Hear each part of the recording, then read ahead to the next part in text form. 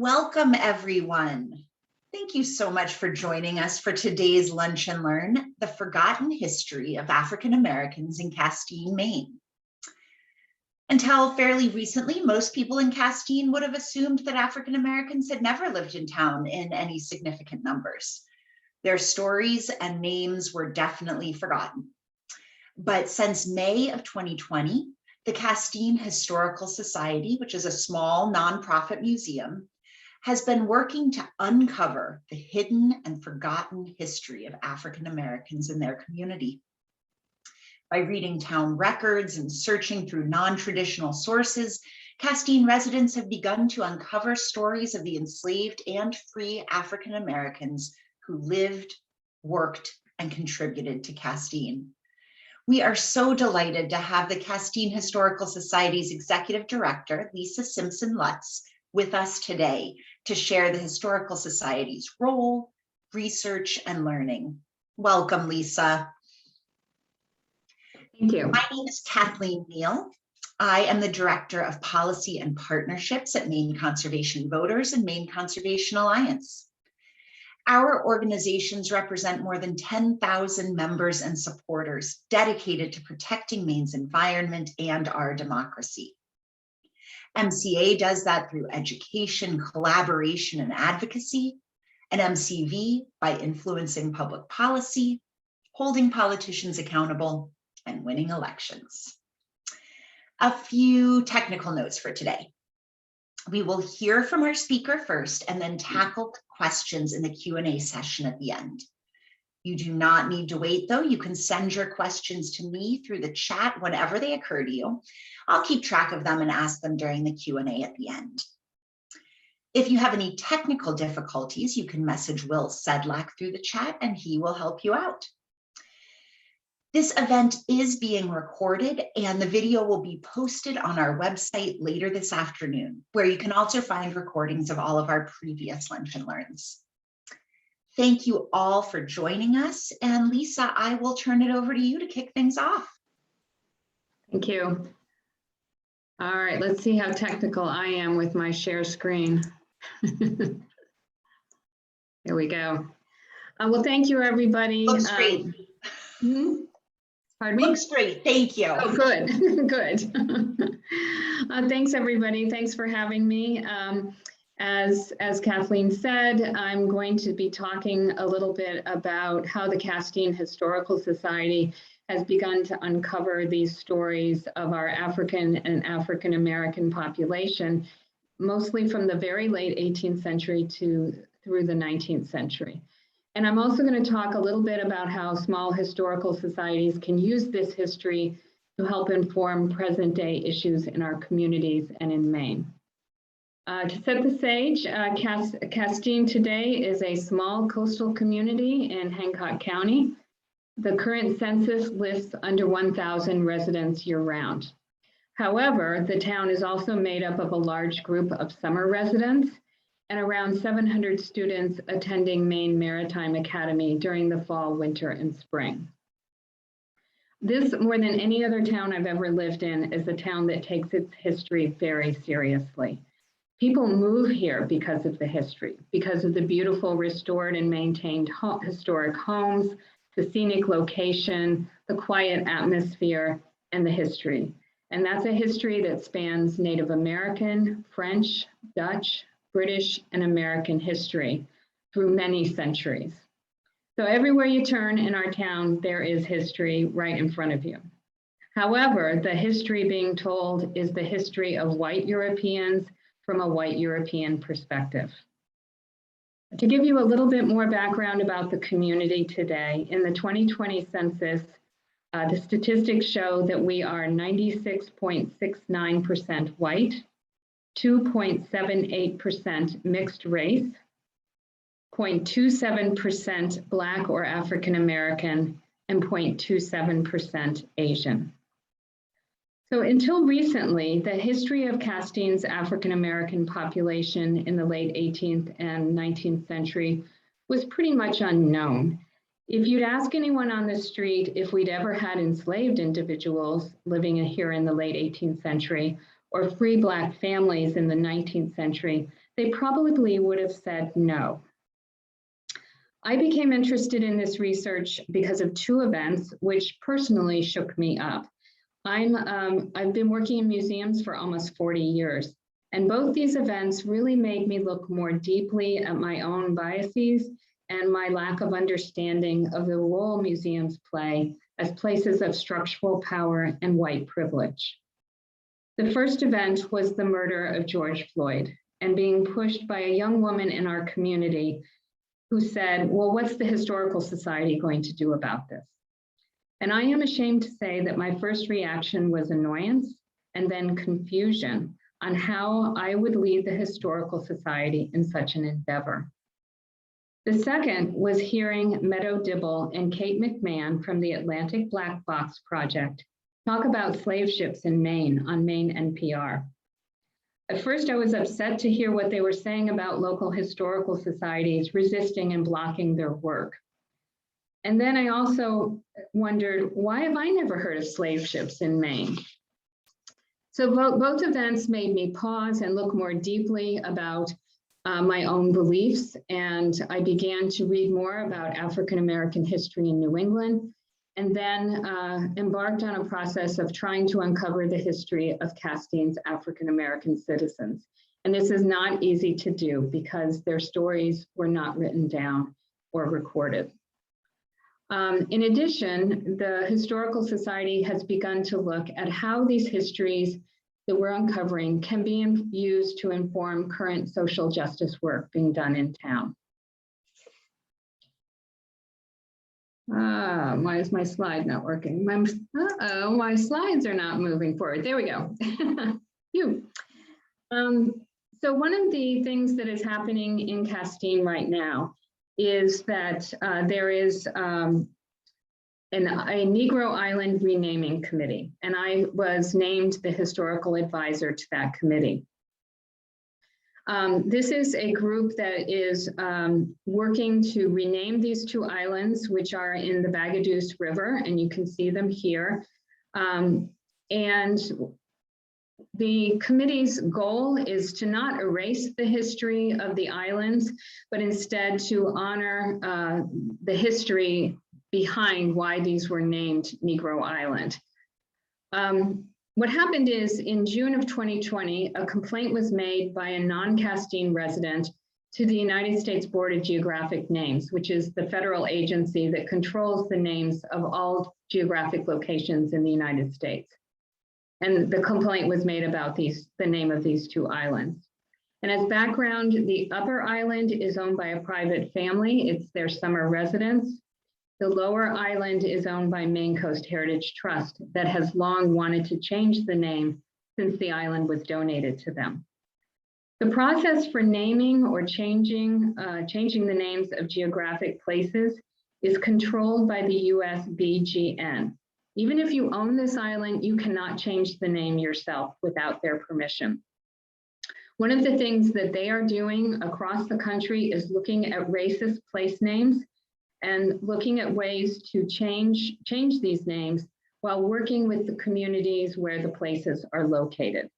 But it's important to know that even if we come up with alternate names for these islands, it is ultimately the decision of the USBGN to change the names and what they are going to be changed to.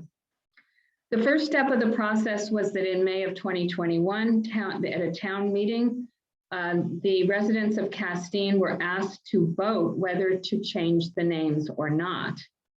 It was a close vote, but it was also a low turnout. There were 44 people who voted yes to change the names and 33 to vote to not change the names. We stressed at the meeting that it was important for Castine to make their own suggestions for the name change, because if we did not change the name, if we did not get involved, the USBGN would come up with their own names. We also stressed the fact that the committee wanted to honor the history of the islands and in doing so to honor the African Americans in our community who were living there at the time these islands were named. So my role as the historical advisor was to do the research as to why these two islands received the names. The research led us down many interesting rabbit holes, some fruitful and some not. And I have to admit that despite all the research, we do not know why they were named Negro Island or where this name comes from. But we are certain that the name does not hark back to the Underground Railroad, which is what many people in town thought prior to our research. So here is what we uncovered. The first recorded use of the name is found in the deeds. The earliest mention is February 9th, 1790, when Joseph Binney sold, quote, the northernmost part of 2 pieces of land known as Negro Island to Joshua Woodman. From there, a deed paper trail continues, almost uninterrupted. There are some deeds that we're having trouble finding. And one of the interesting things we discovered was that prior to 1883, the word Negro was used. After 1883, the very racist N word was used. And that continued all the way up until the 1960s, when the deeds then revert back to the word Negro. Another early mention of the name comes from this remembrance by Joseph Mansell. And he was talking about growing up in our area in pre-revolutionary times. The remembrance was written down by him in 1831, and then it was republished, as you see here, in the Bangor Historical Magazine in 1888. He wrote, quote, I lived at Daly's Eddy at the foot of the first narrows on Castine's River, over the neck, 2 miles above Negro Island. In the spring of 1771, I removed to Pidanesky. Mansell's narrative shows that he and his parents were living on the Vagadoos River before the spring of 1771. But the question remains, did residents call it Negro Island in 1771? Or was he using the term in 1831 when he told his story to help residents recognize the place? Questions like this one pose a big dilemma for historians who are trying to tease out scarce details. A similar thing is found in George Wheeler's History of Castine. This is one of these late Victorian town histories that were so common in throughout New England. In it is a narrative written down by a man named William Hutching in 1855. And it is his remembrance of living in Castine during the American Revolution, when the British landed, built Fort George, and occupied our town. He wrote, quote, I went with a number of others to the high land in Brooksville, opposite Negro Island, end quote. Again, the question remains, were the islands called that in the Revolution, or did Hutching use the term in 1855 as a place name people would understand? There are 3 other accounts found in the Historical Society's records. These are basically anonymous. They were written in the 20th century, almost as notes that entered our file. And obviously these took place long after the event took place. They were written down long after the event took place. And like many histories that were handed down over the generations orally, each story is slightly different. All of them revolve around this man, Captain Jefferson Devereux, whose diary recorded a series of events and a home he purchased on land opposite the Negro Islands. A family had died in this home of smallpox, and no one had removed them. Each story varies slightly on what occurred. In one of them, the person in the 20th century wrote, supposedly quoting Devereux's diary, that he had had Black men remove the corpses and whip them when they refused. A second said Jefferson Devereux held a gun to his servants, and then in parentheses it says slaves with a question mark, while they cleaned out the bodies from this first house on track 54 and 55 of the Peters Plan for Penobscot. And Penobscot is one of the early names for Castine. While none of these documents refer to Negro Island, The third in our files is a history written by a local woman who lived from 1912 to 1997, and that one does mention the islands. However, her account contains a number of errors. She wrote, in 1826, Jefferson Devereux acquired the house, the land, and holdings. The house had been vacant for 7 years. It is believed it had been inhabited by an itinerant family and all had died, perhaps of the plague, and the bodies remained in the house. Captain Devereux got 2 Negroes from Negro Island who had jumped ship from a whaler, and he whipped them to get the bodies out and bury them outside the door. Dorothy Farnham's written account is the most specific. It includes dates, the name of the island, and that these men were living on the island. However, stories passed down often conflate fact and hearsay. They include assumptions made by the teller, and many contain typos or other significant errors. Dorothy may have assumed, after reading Devereux's diary, that the 2 male African Americans mentioned came from Negro Island after jumping off a ship. Of the 3 documents, hers is the only one that refers to Negro Island. If she is correct, her statement suggests that African Americans were indeed living on the island in the mid-1820s, but there's a problem. When we did the genealogy research on Jefferson Devereux in 1826, he was only 16 years old. So it's highly unlikely he would have owned the land in that time period in 1826. So is this a typo? Did she mean 1836? Until we can find the original Jefferson Devereux diary that is now lost, this mystery is going to remain unsolved because we can't see exactly what Jefferson Devereux wrote. However, if the 2 African American men were living on the island and it took place sometime between 1820 and 1840, there were numerous possible men, African American men, who could have been forced to remove the bodies. These include members of the Niles, Price, DeFleet, and Jackson households, all of whom had young African American males living in the family. So we have deeds, we have 2 mentions of the island from the American Revolutionary time period, and we have these references to the Jefferson Devereux incident. Those are the only written clues we have about the name of the island, and they still don't really tell us why the islands were named this. However, we know from the early date of 1790 on the deeds that the documentation that it was an Underground Railroad stop has to be false. The system of routes and connections that served to facilitate the movement of enslaved people from the American South, which eventually became known as the Underground Railroad, was not operating in 1790. It slowly emerged in the 18-teens and really didn't take off until the 1830s and 40s, long after the islands were named.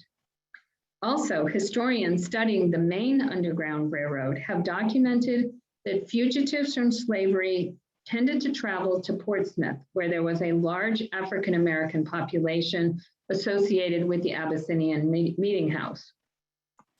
Among Portland's African American community, there were active organizers who could arrange transportation for these individuals to Canada, but the preferred route was not by water, it was overland to Canada.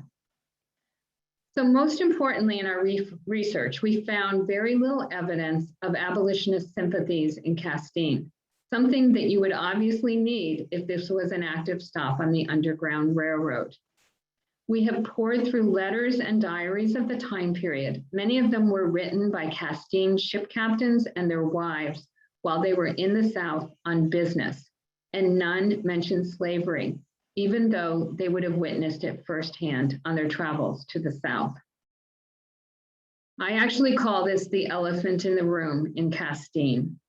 Starting in the 1820s, Castine became a major shipbuilding and international port of trade, the source of vast wealth for Castine residents.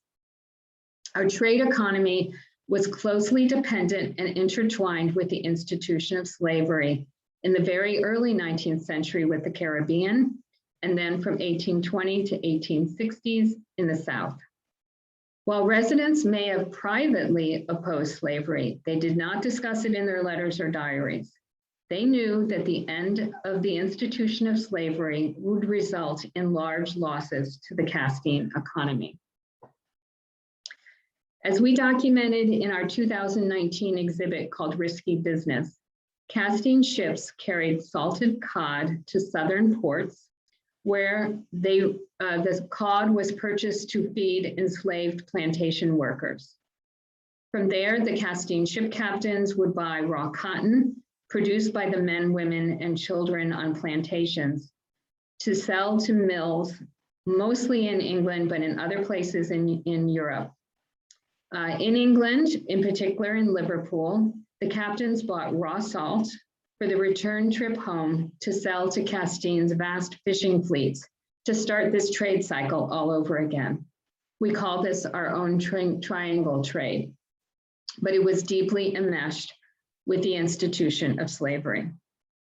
In small town New England, churches were often the place that hosted the abolitionist speakers. So one of the things we did was research the remaining archives of the Castine Meeting House, which is today's Unitarian Universalist Church, and our second church, which you see here, the Trinitarian Congregational Church. Neither of them had records mentioning abolitionist speakers. We did, however, find some evidence in archival records outside of Castine about the abolitionist Amos Phelps and the Trinitarian minister, Reverend Worcester Parker. Reverend Parker served as the Trinitarian minister for a brief 4 years, from 1832 to 1835, when he suddenly resigned to take a position at a church in Bangor. The year prior to his resignation, Reverend Parker had heard the abolitionist Phelps speak in Bangor, and this was a turning point for him.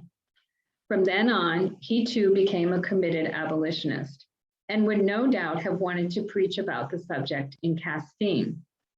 We know from one letter that Phelps was invited to speak in Castine, but we don't know exactly when he came.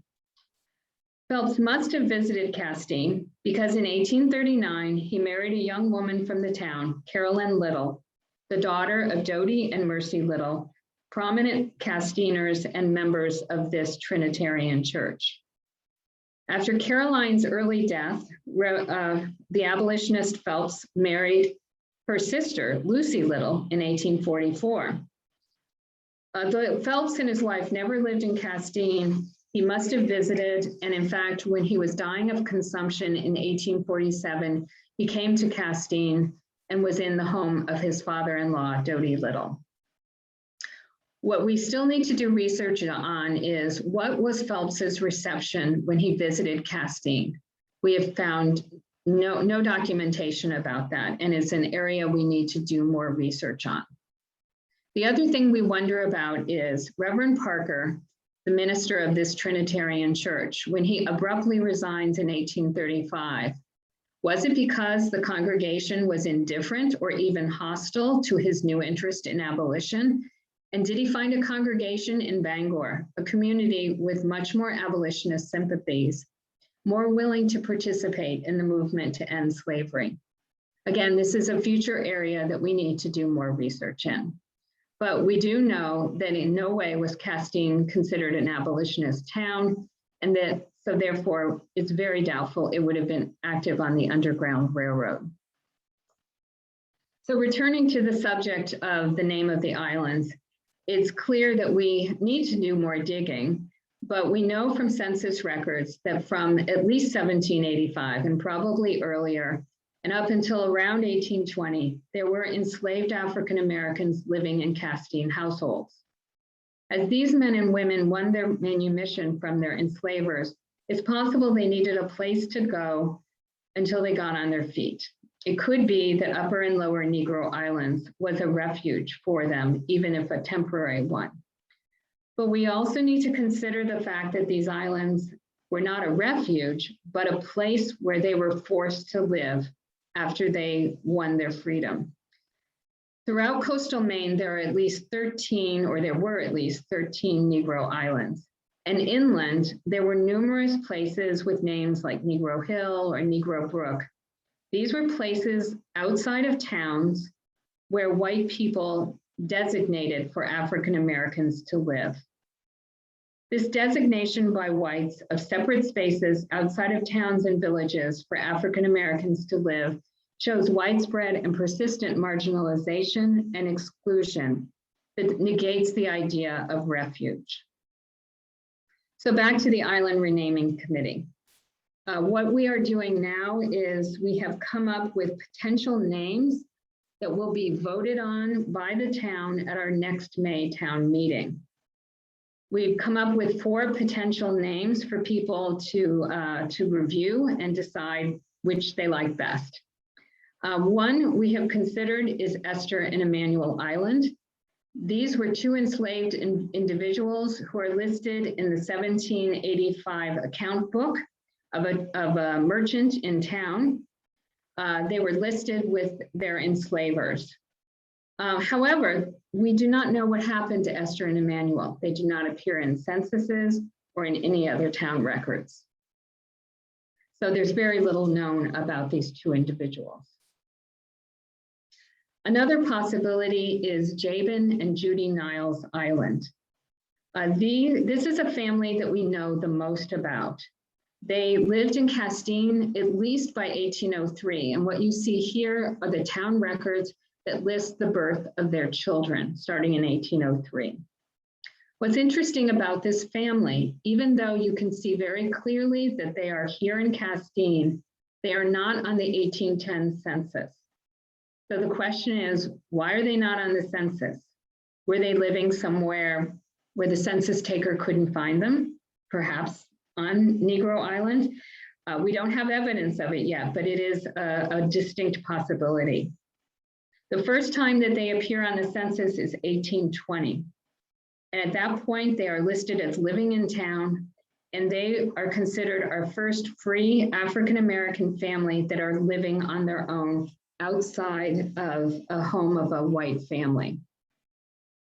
We found another really interesting tidbit in the town poor records. Here you see in 1822, I think it says, yes, 1822, the town rented the wharf of Doty Little, and they placed a house on it for the Jabin Niles family. And that situation was continued all the way up until 1830. So if you think about it, you can't imagine any place more inhospitable than to have a house located on a wharf out in the middle of the water. So again, it shows an example where an African-American family is in the community, but is being forced to live in a location that is very much less than desirable. We do know a lot about what happened to this family afterwards. For instance, in the newspaper, we see here, Jabin Niles dies in 1825, and this is recorded in a number of newspapers, including the Portland, Maine newspaper. And we know what happens to 2 of his sons and also his wife. They all moved to Portland. And the house on the left is the Abraham Niles house. It's still in Portland today, and it's right next to the Abyssinian Meeting House, which you see on the right. And in fact, Abraham Niles was one of the founding members of the Abyssinian Meeting House. He also was extremely influential in African-American politics in Portland until his untimely death aboard a ship out in San Francisco. Another suggestion is we wanted to offer a name that honored someone who was Wabanaki. We, of course, are on the homeland of the Wabanaki people. And so we are offering the name of Pidanesky Island. This is not a portrait of Pidanesky. We do not know what she looks like, but this is another Wabanaki woman. Pidanesky was the daughter of Chief Madakawando. She married the Baron de Saint Castine, for who the town is named for. And she and Castine lived on the Bagaduce River in the late 1600s where they had a habitation and a very successful trading post. And then the fourth suggestion we have is Mary Jackson Island. It was important to the committee that we offer both female names as well as male names. Mary Jackson is the daughter of John Jackson, and here on the right you see the obituary of her father from 1865. John Jackson was a formerly enslaved African man. He was captured as a young boy in Africa, taken to Buenos Aires in Brazil. Buenos Aires is not in Brazil. He was taken to Brazil. I just realized that. He was taken to Brazil. As a man, as an adult, he escaped aboard a ship to New York City, continued to be a sailor in New York, and eventually made it to Castine, married a woman, and started a large family. However, due to rampant illness in the family, by 1865, when John died, the only remaining family member was Mary. Mary was a 14-year-old girl. She would have had to go to the poorhouse. However, this family, the Whiting family, took her in. The Whitings had hired the Jackson men to work on their ships. The Jackson men were sailors, they were cooks, or they were stewards aboard the vessels owned by the Whiting family. So when she was 14, the family had her come and move in with them. She stayed as a servant to the family until she died in 1917. And this was a recently found photograph. We had never seen a picture of her, so it was a real exciting find when we discovered this, this portrait of her. At her death in 1917, she was actually the last person of color living full-time in Castine up until recent times. So our research into Castine's African and African-American population is ongoing. It involves a great deal of digging through town records, finding obscure references in letters and diaries, or like with this letter, this photograph, just by chance when something is donated to us. So this is really ongoing research, but I wanted to point out that while the research is important and we are writing and lecturing about our research, what's really important is using this historical information we are uncovering to help with projects in our town, such as the Island Renaming Committee. And so this has been a really important project for the Historical Society to get involved with.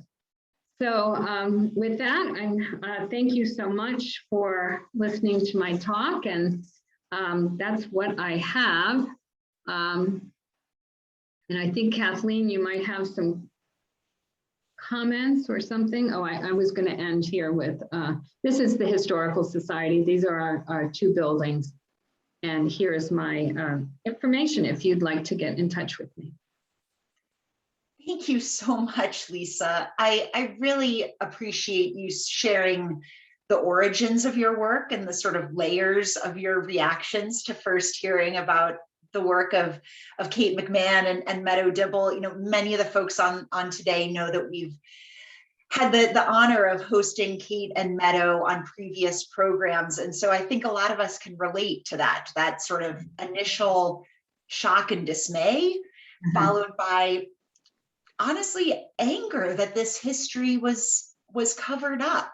Yes. So thank you for adding another chapter to that series of reactions, that excitement and pride and gratitude for the work that you're doing to uncover and share that hidden history.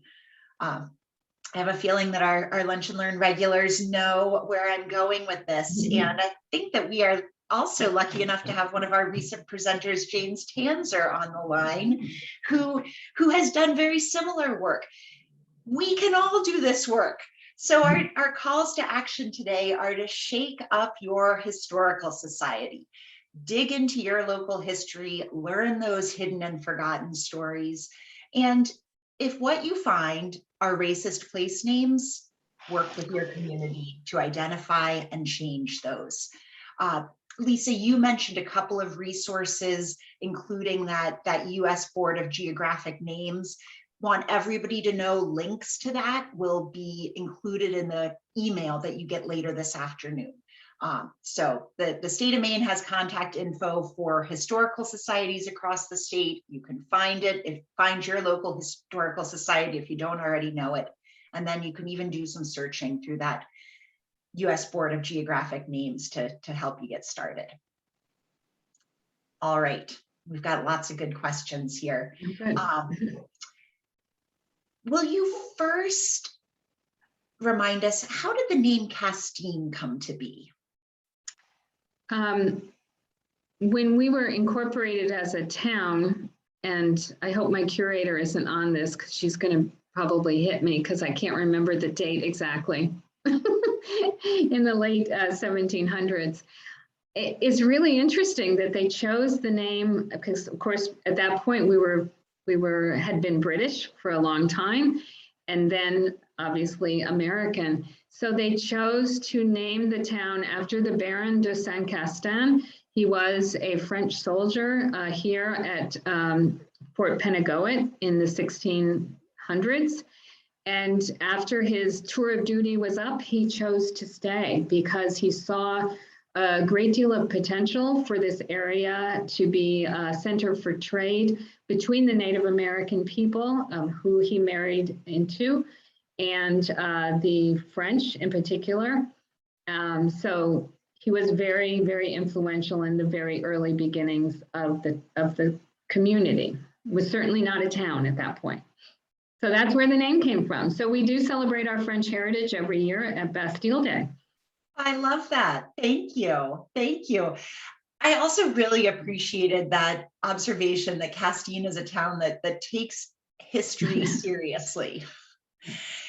Given, as you said, folks have chosen to live in Castine for that history.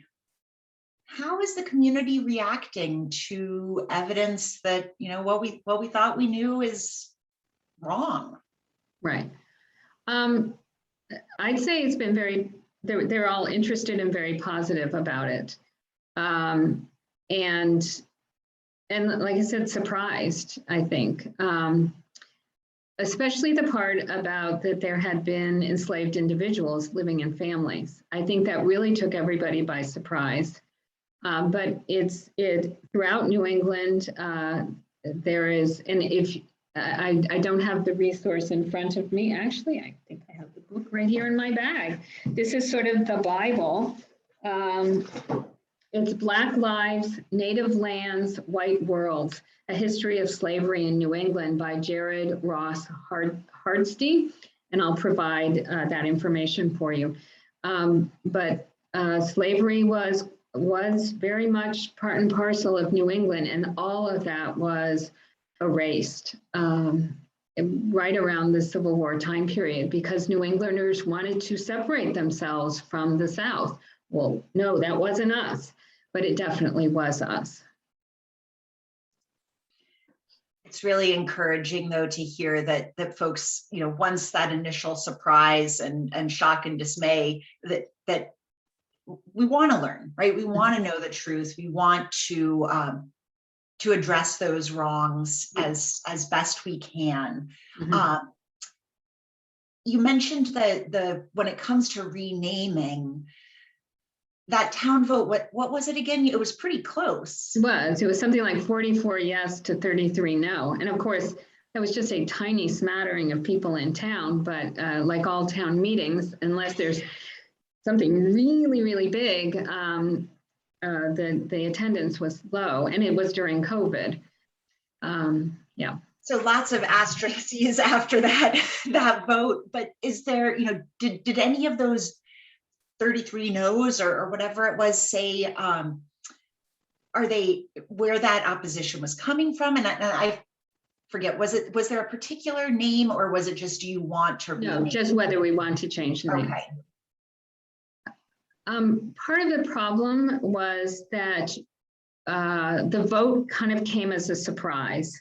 A lot of people didn't know it was going to happen.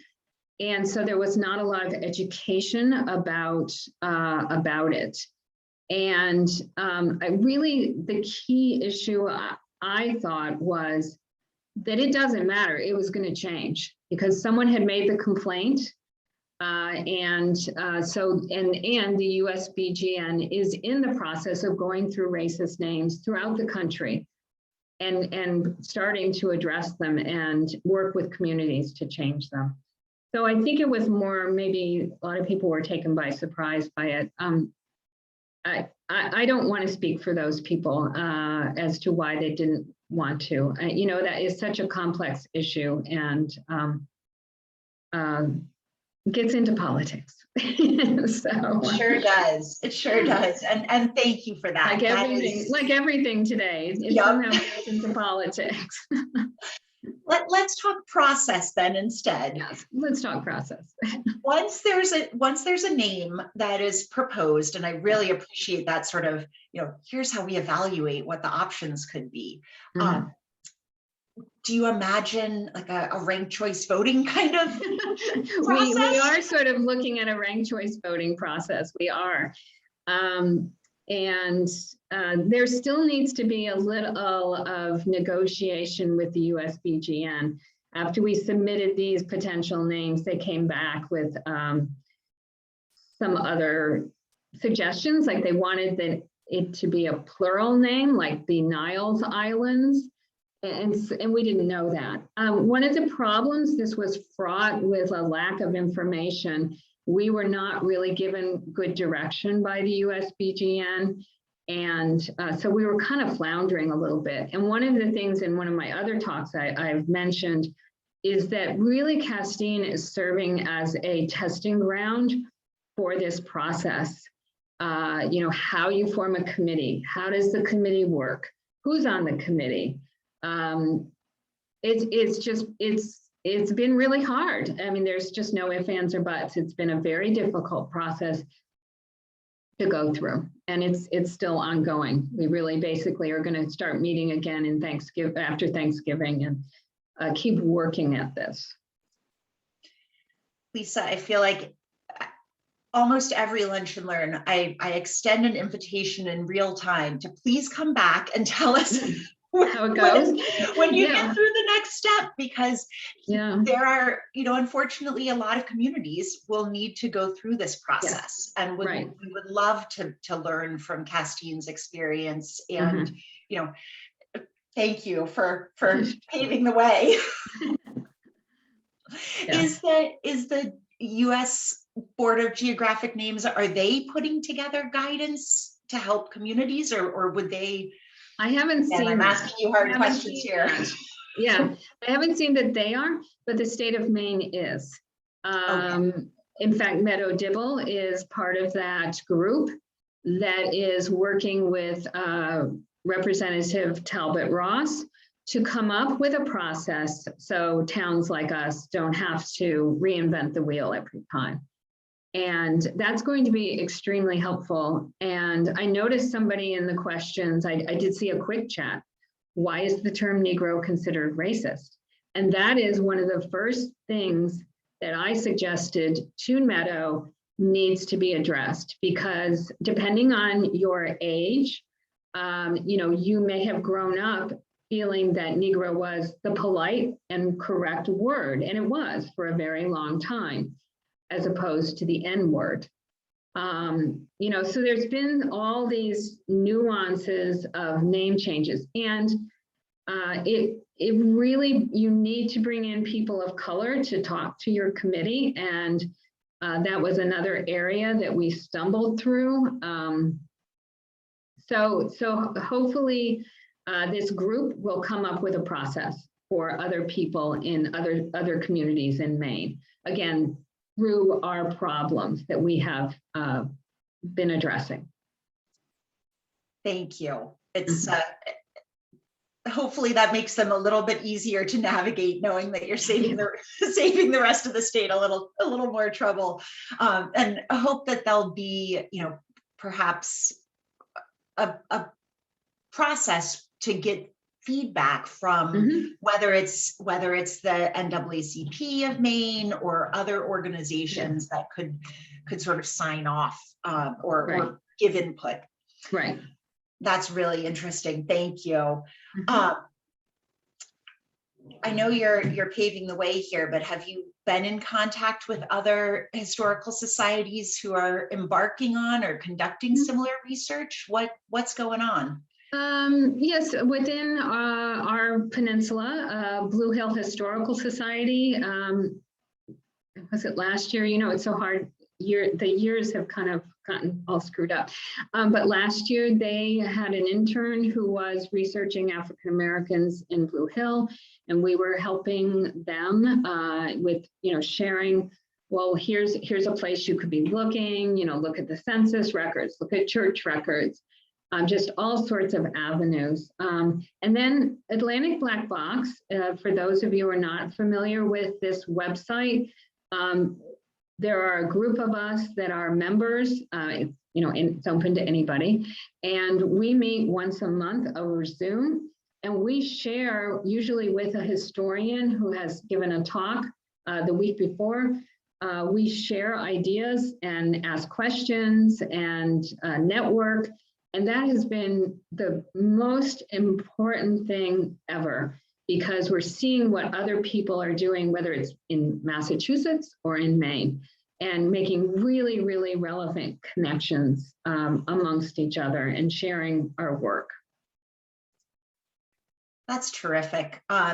And I'm thinking we're gonna have to revisit the email that we already have ready to go for this afternoon, because I want to put those links back into the Atlantic Black Box and all of those great resources. It's so exciting to know that there is this community of folks working on this very important and really new work.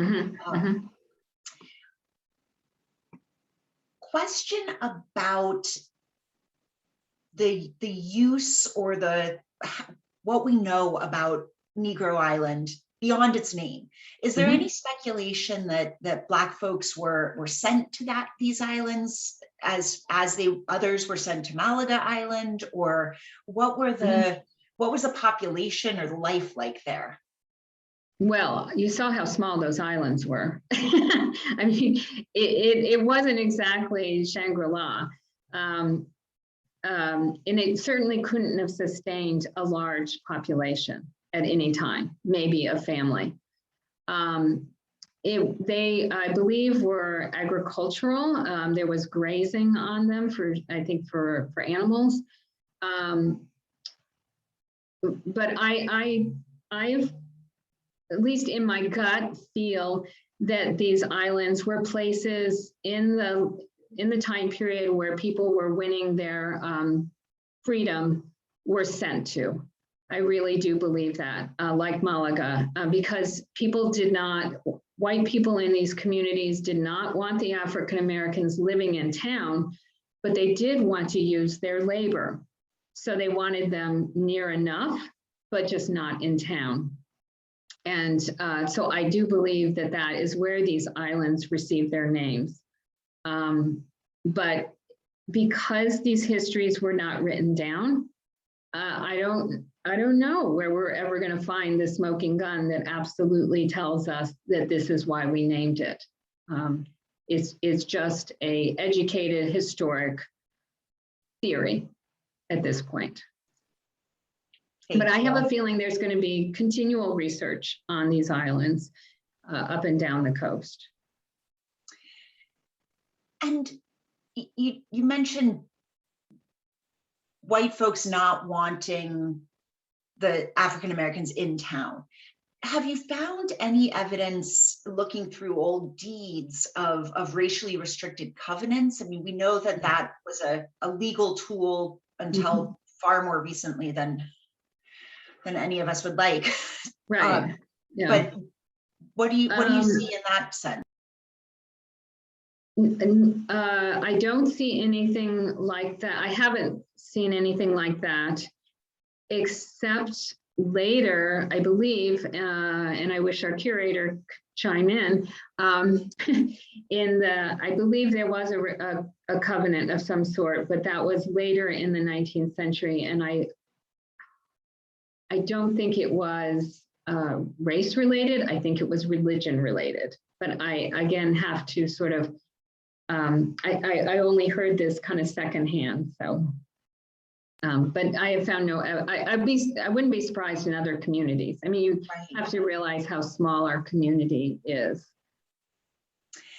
And how small, I'm guessing, the Historical Society is. You mentioned the curator. What is the staff like? What we saw the picture, and what does this really represent? I mean, how much of your work has this project been?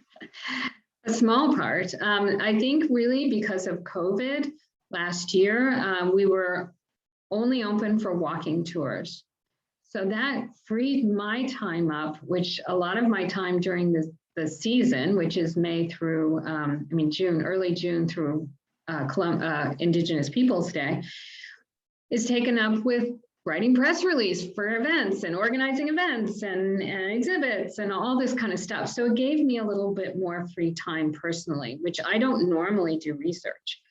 I'm the one that worries about money and all those other boring things. So this was a delight for me to be able to dig into this. There are 2 full-time staff, myself and the curator, and there is a part-time office manager, and that is it. That's pretty, we're actually fortunate. Many historical societies don't even have paid staff. They're all volunteer. So we definitely have a leg up in that respect.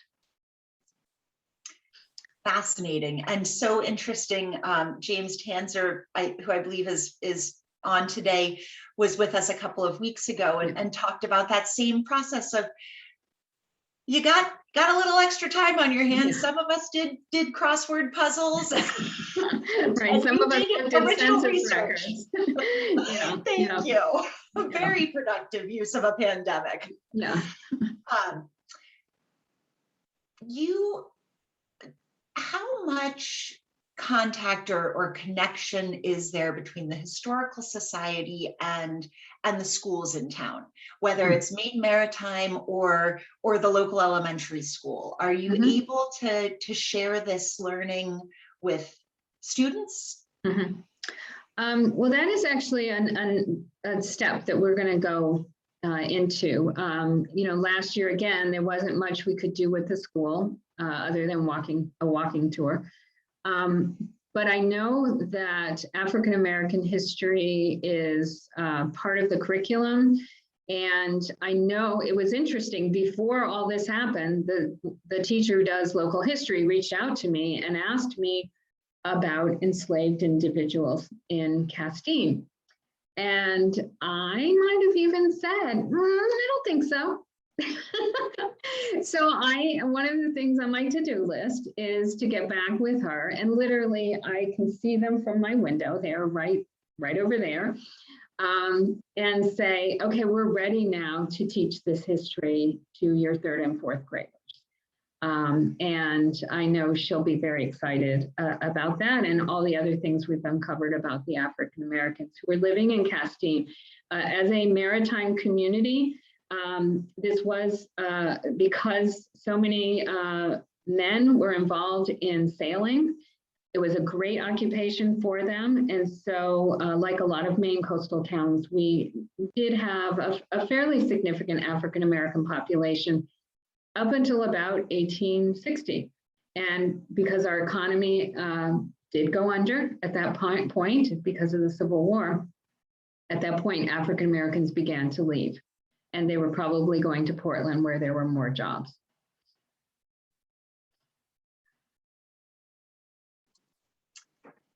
Is there anything you want us to know as we head out and begin this work in our own communities?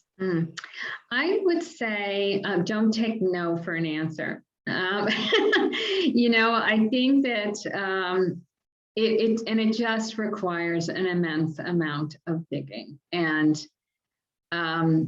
but do the work and start with the census, because really that will inform you as to who is living in town. And once you have those names, then when you go to the town record and you're at the poorhouse record and you see the Jabin Niles family, you know who they are.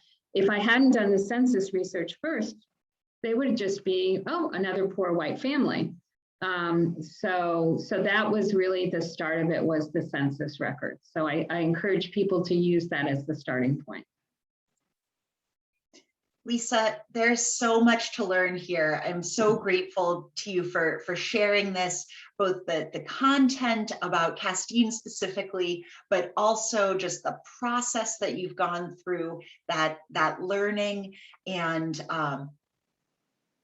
don't say no, don't take no for an answer. That's a good one for us to just apply throughout our lives. Thank you so much. Thank you. Thanks to everybody who joined us today. I absolutely love this learning journey that we are on together. Thank you for being partners in it.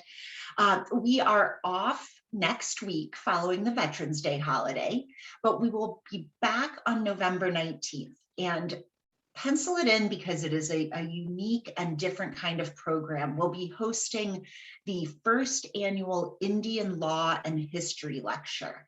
It's going to be a 90-minute program, co-sponsored along with, Maine Conservation Voters, Maine Law, Drummond Woodsum, and Bernstein Shore. And we have got an incredible lineup.